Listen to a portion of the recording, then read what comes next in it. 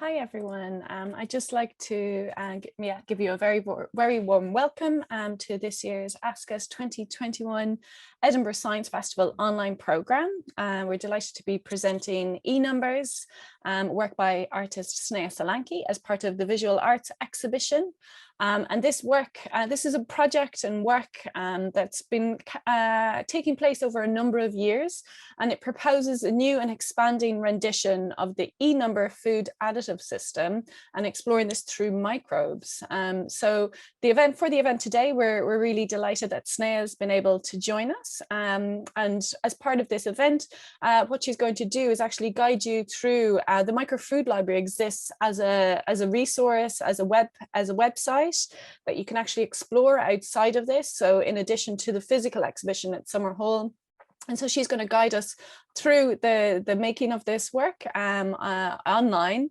And what we're really keen to bring projects like this to exhibition and to public and welcome audiences like yourselves into them, because what we're trying to do is to highlight lab-based science and artistic approaches as a way to which to explore kind of ideas around non-human organisms and how they are already within our food systems, and how this actually is linked to broader issues like climate change or food security.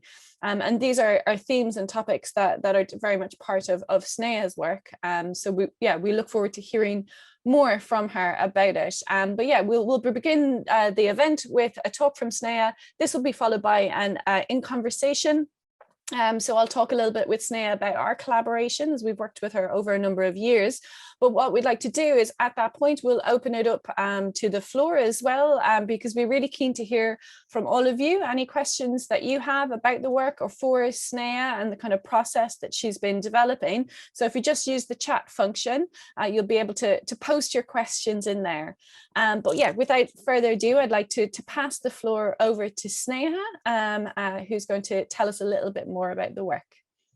Great. Hello, everyone. So I'm really great. It's great to be here and present the E-Numbers version 2 project, as it was supposed to happen last year during the Science Festival. So it's kind of quite strange that it's happening this year after such a strange time. But it's great that it is happening, and it's part of a greater curated program at Summerhall. So I'm just going to share my screen and talk through the project, and really about kind of how I developed this project and what this project and library entails, and how people can access it as something that they can take forward, or something that they want to take into their practice or work with groups or individuals, as it's a project that wants to expand itself from working from one single artist to working in a more of a public space, so we can bring this kind of dialogue about our food systems somewhere much more at the surface, rather than somewhere where it's hidden from view. So E-Numbers version 2 is a kind of a new and expanded version that supersedes the original E-Number or European number of food additives systems. And it comes at a time when the UK cast itself adrift from the European Union. New microorganisms such as viruses are currently shaping our global circumstances, and the environment is in a really precarious place. So this version includes only those microorganisms that have been engineered or edited, and that have been intentionally altered or created or reprogrammed through like novel scientific methods, like synthetic biology, for instance, to produce nutritional and culinary additives as flavours, aromas, textures, colours, preservatives, and supplements. These microorganisms are kind of new to the world. They haven't existed before in any way, shape, or form, or existed in the natural world in the same way, where ecologies and time have shaped them. These are kind of hybrid, mutant, genetically modified, synthetic biology designed, recombinant organisms. They're born in laboratories, and they have been, I suppose, they've come together through interdisciplinary design, science, engineering, and computing methods, and even ethics, actually. But they are food grade, and they're entirely biological, and they can be described as nature identical or even natural. Once they have been created, modified, constructed. These microorganisms utilize a kind of a very, I suppose, a traditional and age-old practice of fermentation. However, they have new attributes. So the eNumbers project draws all these novel microorganisms together into one space with one kind of classical new sort of classification format in the form of a microfood library. And it's an open resource to borrow, deposit and reference. So the library, the project is formatted as a library, and it kind of echoes, I suppose, the original food additive system. However, the nature of these microorganisms also point to the project as a more public arena for further input, engagement and critical discussion. And the library also welcomes new input as well as lending. So the library is kind of organized into different sections, and I've kind of developed a content system. So they comprise of 3 different areas. There's the live microorganisms, which are the physical living microbes.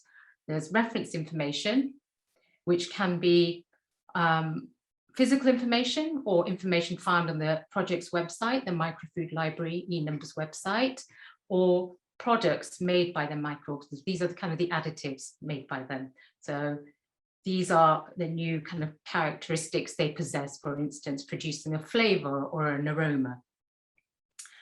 And so currently the library is up to about 16 different microorganisms, and they consist of some live microorganisms, some reference information and other sort of additives. So the Microfood Library project has a number of different elements to it. So when you come to the web page, you'll come to this page on my site, and eNumbers is there at the bottom, which will direct you to all the information about the different projects and different eNumbers found within the library. So these are all the eNumbers that the library currently possesses.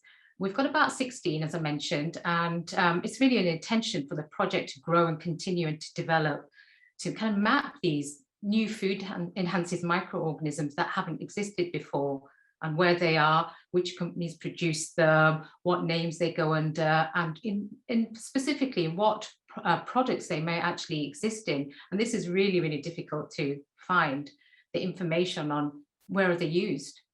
So this project is something that makes, so it wants to make things much more open and transparent. So in the exhibition, there are a number of different microorganisms, the ones at the exhibition at Summerhall. And one of the main organisms, the first one that I kind of came across was E01A. And this is, could go by the name of the cheese yeast. And it's actually a product made by a yeast, a modified, genetically modified yeast, one of the originals, to produce an enzyme called chymosine. And the enzyme kind of coagulates milk to produce cheese, vegetarian cheese. So it doesn't use the rennet from a calf's stomach. However, the original DNA was extracted from a calf's stomach in the 1970s. And then it was mapped and synthesized in the laboratory during probably like 1980s, when vegetarian cheeses became more prevalent, and it was much more easier to produce rather than finding it from a calf's stomach. And I suppose it's there's a lot of ethical questions here, but this is now kind of used in most cheeses in the UK anyway. But what's kind of interesting about this is that the product doesn't remain in the cheese. So the cheese doesn't have to be labeled as its genetically modified product, or it uses any genetically modified ingredients, which just kind of opens up the questioning of how do we know what and where our food comes from and what technology has transformed it. So it's kind of, this possesses quite a lot of ethical questions of whether having something that is genetically modified is maybe better than killing more calves. And also in the exhibition, there are other additives and microorganisms. Another microorganism I've labeled that E07A. And this library card system is a key that I've also developed, which determines what kind of attributes the E numbers or the microorganisms possess. So when I started developing, I was kind of wondering how I could echo the original E number system, but give it a bit more specific, where we have more information about these microorganisms and what it means to have that information as well. So I produced a kind of a key, and I first started with the numbering system, which is E01, 02, 03. It's kind of linear and numerical, but any subsequent microorganisms that enter the library, if they're in similar yeast or bacteria that produce a similar attribute, they will give an A, B, C, D suffix. So that's the E number. The other part of the key is the kind of the type of microorganism. Is it a bacteria? Is it an algae? Is it a yeast? Is it a virus or a mold? So that denotes what type of original microorganism it was or it is.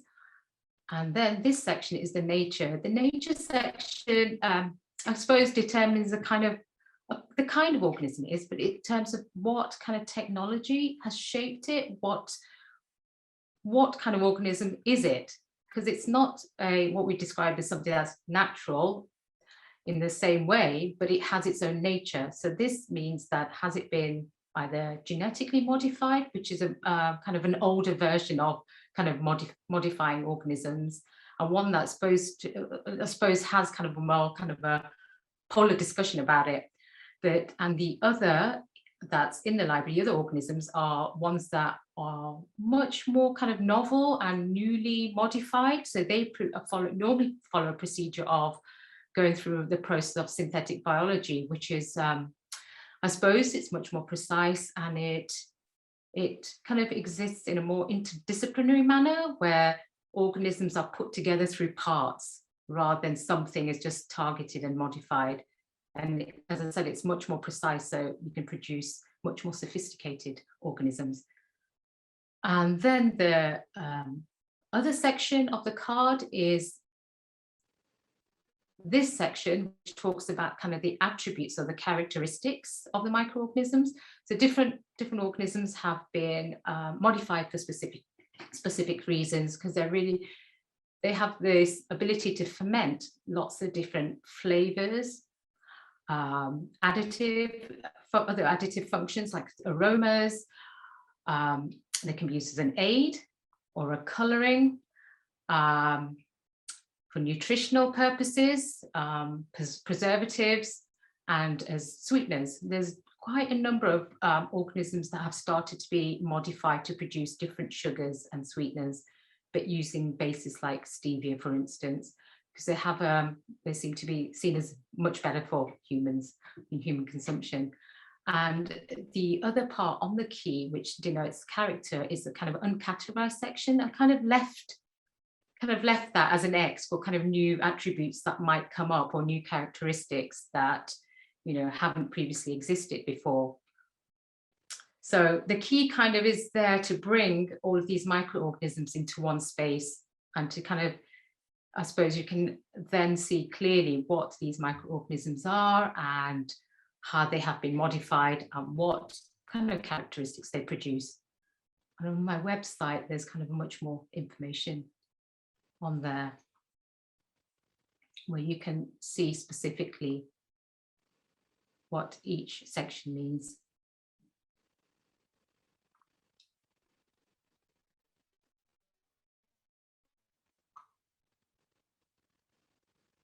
So the other organisms I have in the exhibition and in the library, there's one that produces kind of the aroma, kind of like the taste of banana. It was actually a banana which went nearly extinct. I think it was 1950s to 1960s because of the monocultural strain of this banana. And I think it's just something we need to really think about now, because the majority of the kind of plants that we consume, and especially things like fruits, the bananas, they are still a monoculture. So if anything happens, we may lose them. And so this one was based on the Gros Michel banana strain, which became nearly extinct. And it became extinct by something called the Panama disease, and it was an infection caused by a fungus. So this is the actual bacteria which the library holds. It's an E. coli. And it's marking it when it came into the library and dating it. This is it plated up in ASCUS laboratory. And this is, I suppose, an installation image that you will see if you visit the exhibition at Summerhall in Edinburgh.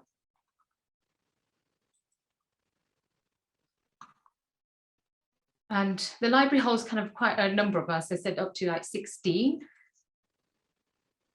So we have something called the antioxidant yeast. So it's yeast to preserve antioxidants for probably nutritional reasons. And this is actually a product that's available as well on the market, although it doesn't mention that the process it's come through. It just mentions that it's much more of a kind of like intense version of a chemical resveratrol, which is an antioxidant. It comes from blueberries, blackcurrants, and the kind of purple red fruits. And that's an installation image from the exhibition.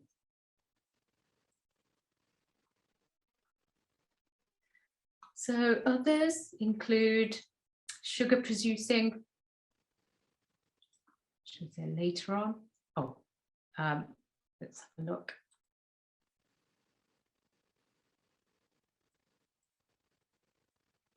Sweet yeast, as I mentioned, there's stevia is becoming modified much more than some of the others, kind of beets and plants that produce sugars. And I think it's because stevia seems to be something that is already used and it's already in the market, but to be able to produce a kind of a lower calorie or something that doesn't have the same intensity as sugar, stevia seems to be this plant that everybody seems to go to, and it's maybe potentially because it's being fermented by a modified Saccharomyces cerevisiae yeast, which is the yeast that we all use for bread and baking bread and brewing beer. And this is also in the market, but it's been really difficult to find and access, actually, or just figure out where and which products this Eversweet stevia is in. So, it potentially is on the market and in products in specific brands, large brands that produce drinks and food items with kind of a high level of sugar.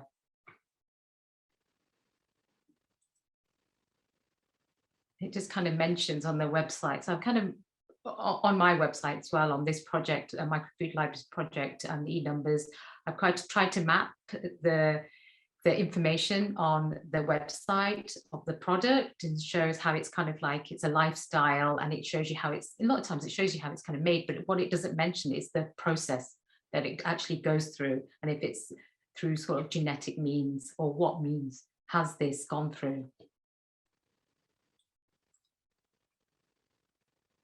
So these kind of e-numbers, they kind of focus on kind of many of the emerging kind of changes shaping our food landscape, and some of the microorganisms in the e-numbers version 2 library have developed with contemporary challenges in mind, including food security, climate change, species decline, whilst others have been developed as direct replacement of kind of more synthetic chemicals that were part of the original e-number system.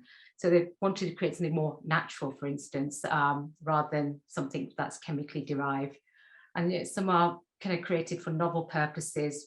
And, there are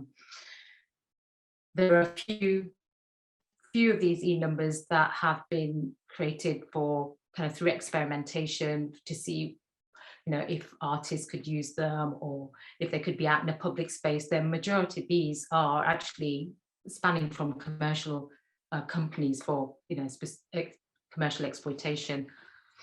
So these are all the microbes at this point that are in the library, but the library also welcomes, I suppose, individuals and groups to engage with the project, and I suppose not only to engage with the project, but also to kind of like think about how we can kind of continue this dialogue about our food systems and all these are kind of entangled ecologies that our food systems exist in. So I've kind of developed this project as a library, said, because it gives you the opportunity to engage in something that's a bit more public facing in some way, and something that denotes that it could go out into spaces. And the project has to date been to gone out into different spaces. One was to an exhibition, that was at the Great North Museum in Newcastle upon Tyne in 2019. Now, this was much more of a, I suppose, kind of a traditional exhibition. However, part of this kind of event was held during the European Researchers Week, and we did an event at the European Researchers Night, which involved kind of tasting something that's come through synthetic biology or genetic means. As part of that, we produced a algae oil bar, and I worked with another artist called Alexia Meller, so we both kind of created a way to kind of help, I suppose, the audience engage with genetically modified organisms and kind of tastings, and how we could even think about labeling something that's been modified. So there's just installation shots and some images from the event.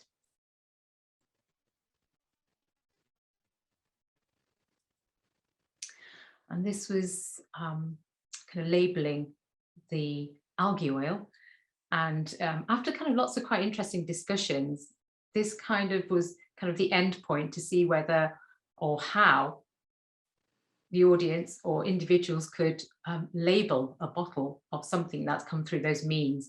And some of the terminology that's come through previous conversations was, I suppose, included in this labeling to see how people felt about this, I suppose, food item and something that we'd use, and how you would think about labeling it, if it was whether it's natural, organic, part natural, synthetic, lab made, and whether, do we care about the idea of something that's natural? We seem to, but this is kind of completely biological. So how do we decide if it is natural or not? Is it the means that it's come through? And it's kind of asking those questions, and in some ways they're to not specify something, but it's kind of to open up that space, especially after the kind of conversations around genetic modification. It's, it's like we need a new discussion and a dialogue with these things. And lots of people enjoyed it, including younger people and children. They seem to be kind of a bit more kind of open about these ideas. So that was great to see. The project also went through to the Green Lab in London later that year. And for Green Lab, well, it's really for the Green Lab event, I kind of decided that I thought it was good for something much more portable to go out as a library. So for the project, I developed a kind of a portable library, which includes a toolkit as well. So the library consists of all the information you'd need as a flat pack piece of work, and it has library cards and live microorganisms and any information that's required with this.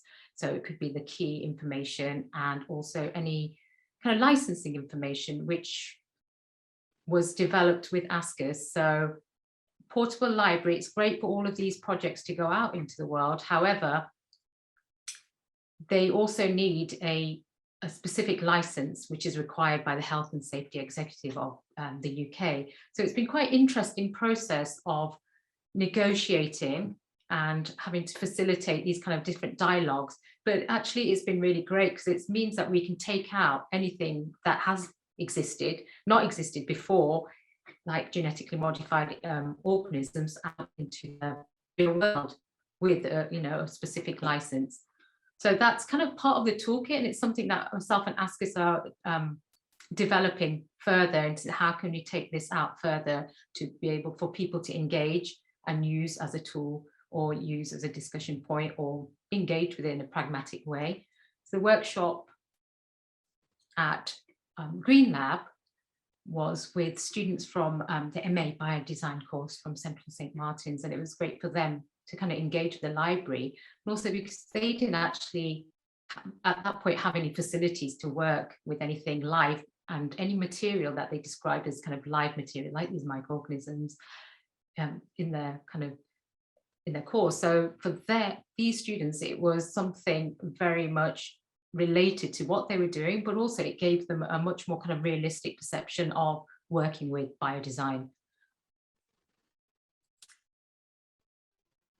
Myself and Alexia Mellor talked about how we could, design something where it wasn't just taking these microorganisms out. So part of the toolkits, we designed a recipe sheet and I suppose it was kind of a disc which denotes specific ideas or contemporary issues which microorganisms are connected to. So it was kind of a disc with ideas around naturalness, climate change, ownership, sustainability, and contagion. And it was a great way for the students to either take that as a road into discussing all the different, discussing what's happening in our food systems. So the portable library here is shown in these images, and here it is an image of the disc as a kind of like a method or an ingredient in the recipe. So the eNumbers library is kind of open and ready to kind of go out further. I know we've had a kind of interesting year, but it's hoping that collaborating with ASCUS and organizations or community centers or spaces, that we can take this kind of idea out, and where others can kind of engage or kind of discuss and continue the dialogue regarding our complex food systems and entangled ecologies. And I think it would be great if this could go further out, where the recipes could develop. And we're very happy for this project to be taken into spaces where they wouldn't really be able to be taken into.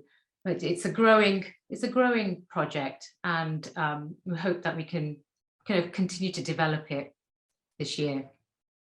Thank you.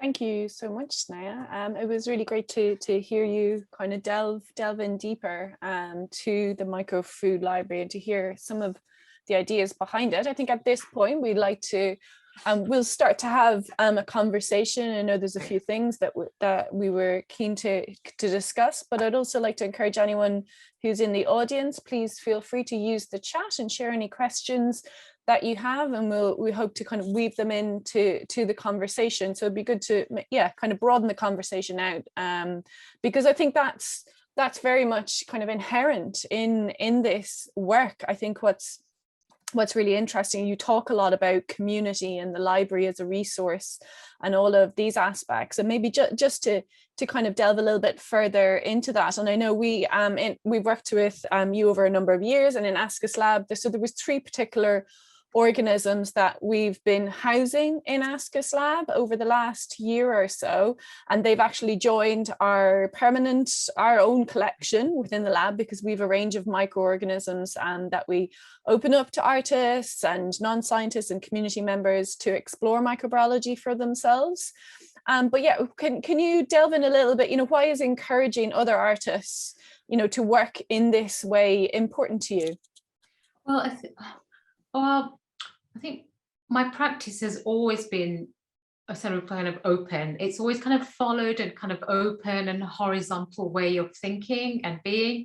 And I've already been interested in kind of open source technology and methodologies, but it's all the way we think about how we develop language, how we develop skills, how we talk, how we develop culture. All those things come through that kind of horizontal way of being and thinking. And it's good to have that place outside of all those corporate structures that exist.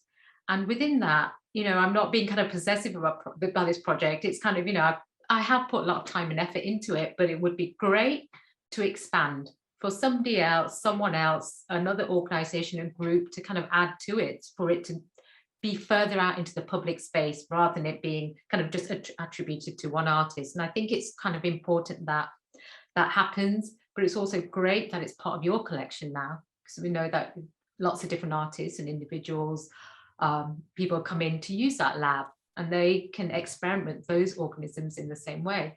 And it is difficult to find these things. It's been difficult to access information. It's been difficult to acquire any microorganisms or products. So, this is kind of like a starting point. And as others start using it, we can ask more questions about these. And I think it's quite important to open that up, to ask those questions, and for different people to follow different levels and have a dialogue around these kind of microorganisms that are shaping our food systems and why. Yeah, and actually you kind of mentioned it there, this some of the barriers and the challenges that you've come up against, and we've had actually over the evolution of the project, it's been really interesting, the conversations we've had at different times. Can you maybe tell us, or maybe give a couple of examples of those barriers, or kind of these issues around maybe transparency and that journey? Oh yeah, it's kind of tricky actually, because well, it's a number of times I've contacted different companies, organizations, or places. Places that broker relationships, shall I say. It's been really difficult to kind of access information or access where are these microorganisms, which food or beverages do they exist in, and it's been very, very difficult. Some of the organisms I have in the library and have acquired are more open source, so they are kind of readily available, and they're the microorganisms. But it's hard to find the products or even information, because it seems quite veiled in terms of where they've come from. So particularly one E number, E03A, which is a vanillin, a nature identical compound fermented by yeast to produce to circumvent the rising costs of naturally grown vanilla, and that have directly resulted from climate change and crop failure. So there's, this is that you think that this would be much more in a kind of open realm, but it's been really difficult to acquire any kind of vanillin. It was a company that is called Evolver, based in Switzerland. They developed it, and the kind of strapline was nature sustained, but it kind of, the nature is very kind of closed in some way.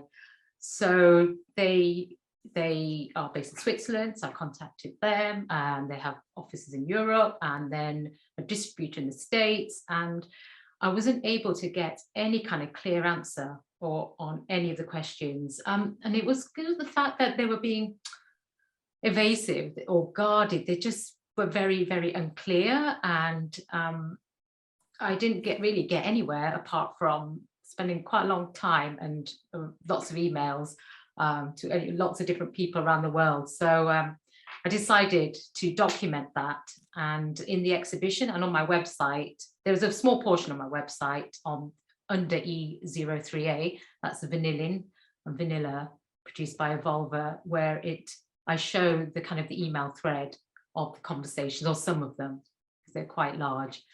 But it's, yeah, and phone calls as well, yeah. But it's strange, because this does exist in products. It's something that's quite big in the market.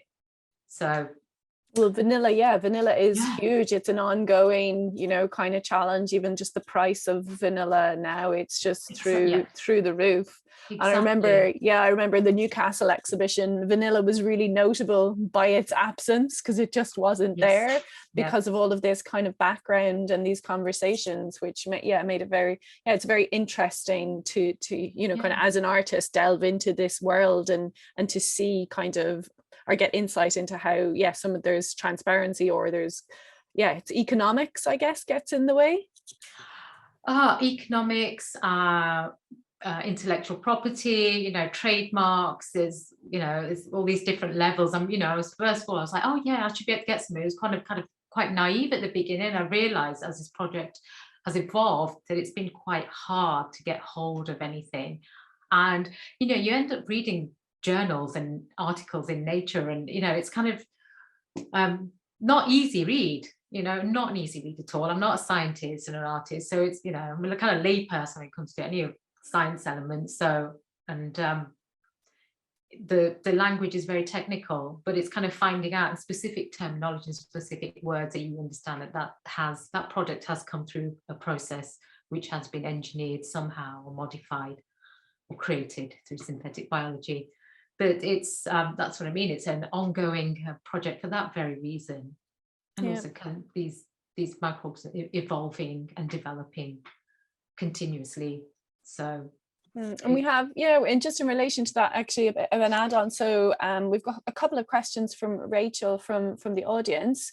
But the first one that she asks is, so obviously you've experienced the barriers, but you have acquired some microbes that are genetically modified, that are part of the work that you've worked with. So she just wanted to know, how have you acquired these microbes?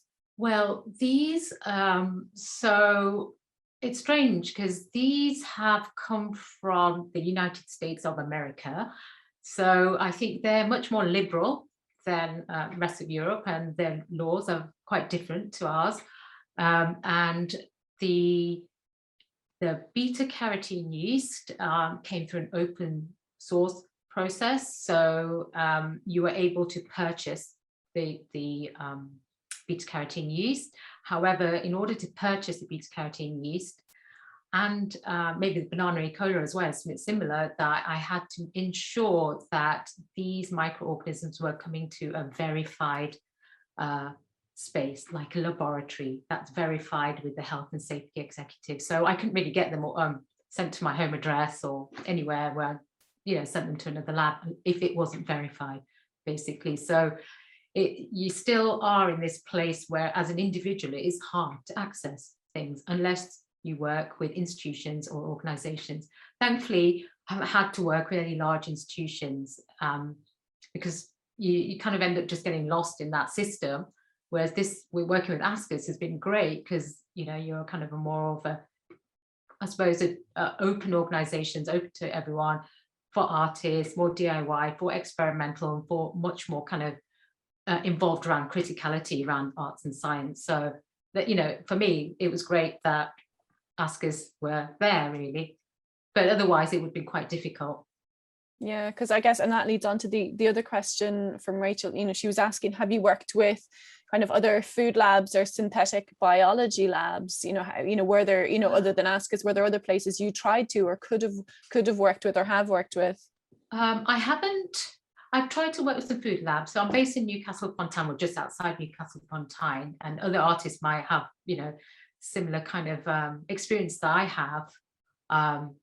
In fact, that I tried to work with the food lab, and that was very difficult at Newcastle. And I also did work with a Centre for Bacterial Cell Biology in 2011 at Newcastle University, when synthetic biology was just kind of emerging, and I was kind of like artist in residence there. It's kind of self-installed artist in residence. And initially they thought I was going to, I don't know, paint or something, which is really odd. But I discussed the idea that I actually wanted to synthetically make an organism. And they were kind of, open to that. So I kind of shadowed a laboratory technician for a while, and then a researcher, and they kind of helped me create a new organism that reacted to stress. And it was all in relation to kind of this ideas that we have about microorganism demonization and the big shifts that are taking place. So it's kind of based around kind of witchcraft, actually, and synthetic biology. And it was great that I was actually able to work in the laboratory there. However, it's very difficult. I couldn't take anything outside of the laboratory. So I had an exhibition, but the kind of microorganism had to stay within the laboratory.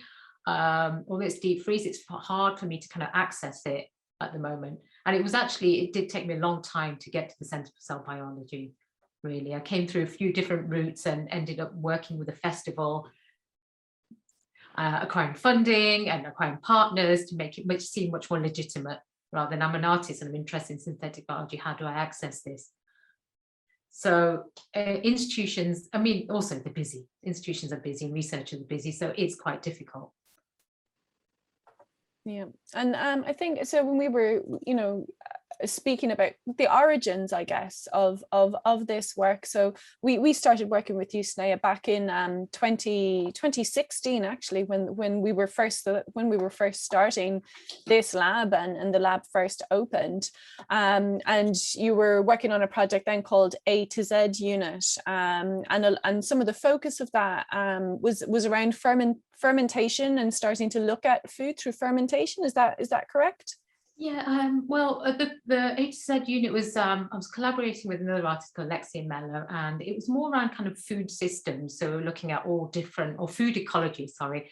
We were looking at lots of different food ecologies and working on kind of projects which were full of kind of the participatory or a workshop-led methodologies. And from that, we kind of came to work with microorganisms, and because that area, like the food systems and food ecologies, is huge, we decided to just create one project which is called the Microfood Library. So I still work with Alexia on this. She comes in sometimes and we talk about how we can kind of expand the project and get it more out to the public space, work in a more participatory manner.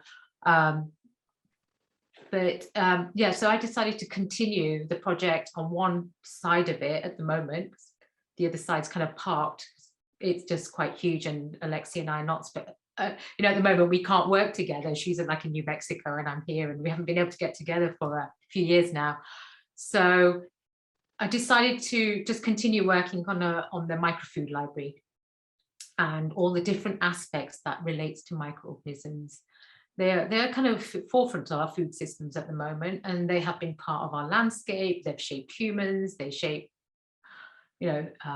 crops and plants, and it's quite a huge area. Not only do they shape ecologies, they shape economics. So this e-numbers is one part of it, I suppose, and there are other elements as well when it comes to microorganisms. These small and unseen things, but they have a massive impact. So how does the e-numbers tie in with, those microorganisms that, the traditional, I guess, fermentation? How does it tie in with those methods that have been around, for the longest of time? Well, it was quite interesting with starting this e-numbers project is that I was actually researching fermentation, and through that research, fermentation came up, but it was through the engineered process. So I was kind of confused and thinking, so these organisms are becoming they're modified and engineered, but they're also going through the same process. They're fermenting, they're doing what they've always done. So they've been kind of augmented in some way or changed somehow. And it just kind of started to kind of make sense to me that they were ignored in the first e-numbers kind of system of European numbers. So the products are there, but not how those products are made. So there are a number of kind of additives made by microorganisms that aren't modified apart from the European number system, the e-number system. So they were kind of hidden. So I thought it'd be quite interesting to bring them to the forefront. And then at the same time, we started going through this process of Brexit. So it seemed to make sense that, are we going to even be part of the e-number European system? Are we going to continue to use it? So it seems like a new version should be made in some way and bring these microorganisms to the forefront, to help us think about our food systems, how technology shapes them, and also kind of being in this strange space of leaving the European Union. That's interesting that there was, it's that the process in the genetically modified organisms is also fermentation, because you wouldn't necessarily think of it in that way. And we have another question from the audience. So how has it been, has it been to see more people pursuing home fermenting during lockdown? And do you think this is the future of food in a post-COVID world? Yeah, I think it kind of, there was during lockdown, and I think like some time just prior to lockdown, that I think fermentation and, you know, fermented food become really kind of like fashionable and trendy. So I'm quite glad that it's continuing outside of that. Um, but it is kind of interesting because you do have to nurture your microorganisms. You have to look after them. You know, you feed them, you keep them in a specific space, it's warm. And so you kind of start treating them as something that's not just something that produces your food. It's like becomes part of that kind of whole culture. So I think it's really great that it's continuing, because it is a bit odd, you know, when people talk about microorganisms, that, you know, they're kind of like, oh, that's horrible, or they think of bacteria and yeast and something that's pathogenic or something that's very negative. Whereas I'm thinking that they're doing something quite interesting, and although we can't see them, we can see their effects, we can taste their effects. So I do think it's quite an interesting thing. I know I've got a number of them in my house, and I know it feels like it's another thing to look after sometimes, but it's quite interesting, you know, because it is like, oh, have I fed them? You know, when was the last time I fed them? And you look after them and you check in on them. Can I ask what are the microbes you're currently Well, caring for I at have home? got I've got lots of scobies and too much kombucha, so it's more like producing vinegar. But basically, somebody gave me a SCOBY in 2015 or something, and then it just kind of started to grow and expanded. And I tried to give away many layers of daughters as I can, as they're called. And for lots of people, it just looks like something horrible, some jelly-like mess. But it's really interesting what it is. And then it's just expanded, and the vessel's got bigger, and now it's in a kind of a meter long fish tank. So I've got a big one amongst lots of small ones that I use. Fantastic. Sounds like you've a kombucha farm at home. Yeah, I'm sure it's something that lots of other people, you know, making. Kombucha is one of those great ones, but it's like, it's the microorganisms that seem, you know, take center stage now. Really, it's like looking after them more than producing kombucha. You've been working with microorganisms for a number of years now, and I guess they wouldn't necessarily traditionally be seen as a material that artists would work with. But I guess through working with them as part of your creative practice, I guess these non-humans, how do you see has it changed your view? You know, you talk about some, you know, there have been some opinions about kind of microorganisms being dangerous or infectious or something bad, or they can be something good with your microbiome. But how has this work kind of changed your relationship with microorganisms? Well, I've been working with, I suppose, microorganisms for quite a long time now, probably like 2001, and that started with the computer virus. And I just found them quite fascinating, and kind of saw them as a social technology. And this was the day where computer viruses kind of did nice things, I suppose, it produced to make your screen jump around, or, you know, to visually interact with something that's kind of quite static in some way. But it was something that existed on the periphery, I suppose. And I think that's when I started becoming interested in actual viruses and bacteria and yeast, that these things actually sustain our lives and sustain the planet we exist on. And, you know, we talk about entanglement, but, you know, they're all part of that. This kind of this whole ecology, it's really fascinating, and it's massive, and it just makes me feel like that we need to know more about it rather than it kind of being demonized. And it's really tricky at the moment, I speak, you know, because of COVID and all those issues around that. But I'm hoping that this will kind of open up people's minds to think about what a virus is and how it exists. It's not, you know, there to demonize us. It's just something that exists on the planet. It's how we deal with things and manage things that really kind of, I think, counts and matters. Yeah, absolutely. And you talk about, and even through the journey that you've gone on and trying to kind of delve into and identify and investigate these numbers, you know, some of the issues that you came across, like vanilla and its link to climate change and food security, and how through this work and through this food library, how do you think, you know, this kind of work can highlight some of these issues and give insight into what's happening? Well, I think I think the more kind of public something like this is, and more kind of engaged with it is, it's kind of gives us a kind of a bigger kind of way and of thinking and kind of being out there into the public space, that we can all kind of I suppose think about this, and it leaves, we can think about it and leave, you know, leave it and then come back to it. It's something that we can take with us, for instance, to the supermarket or a store, or look at the ingredients in our cupboard. It kind of connects in some way. So the kind of the more public interfacing this project is, I think the better it is for the project, and the better it is for kind of like, I suppose, inputting into the library in some way, but also giving us a kind of a broader perspective of our kind of food systems in some way.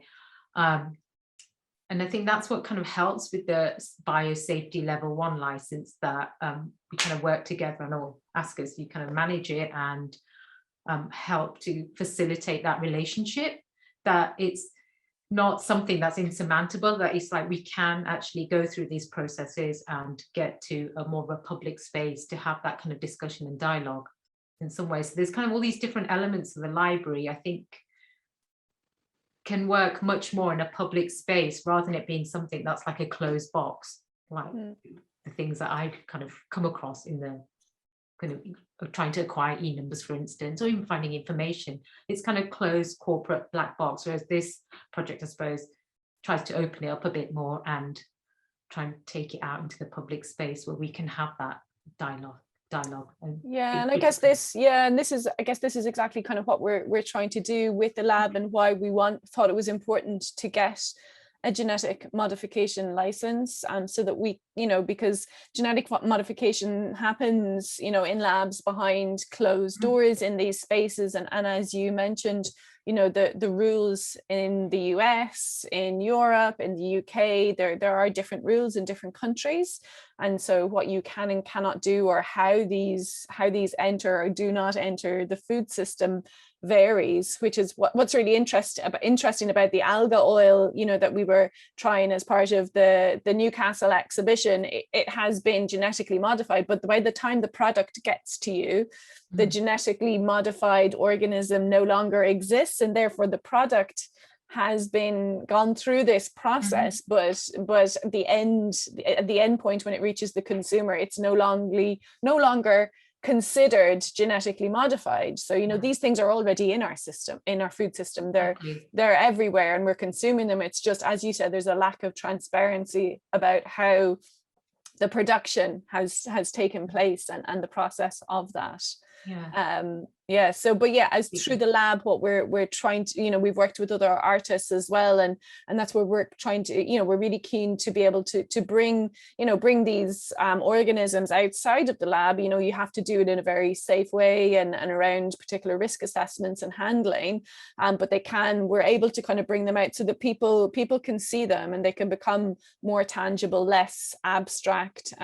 Like the organism that you use that's part of the exhibition, it's this yeast that creates this beta carotene color, and it's quite beautiful when you see it, but it has been genetically modified to do that, and it's great to make these organisms visible so that people can come and see them. Yeah, completely.